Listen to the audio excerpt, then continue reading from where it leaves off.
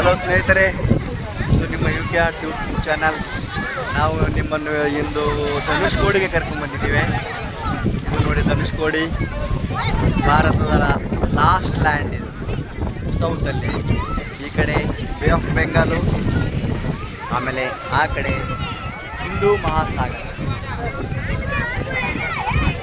ಇಲ್ಲಿಂದ ಒಂದು 35-40 ಕಿಲೋಮೀಟರ್ ಶ್ರೀಲಂಕಾ ಬರುತ್ತೆ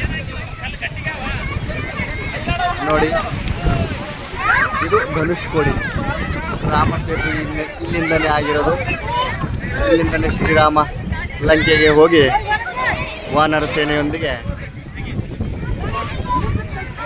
ನಿಮಗೆಲ್ಲ ಗೊತ್ತಿರೋ ಹಾಗೆ ಆ ಘಟನೆ ಇಲ್ಲಿಂದನೇ ಸ್ಟಾರ್ಟ್ ಆಗಿದ್ದು ನೋಡಿ ಸ್ನೇಹಿತರೆ.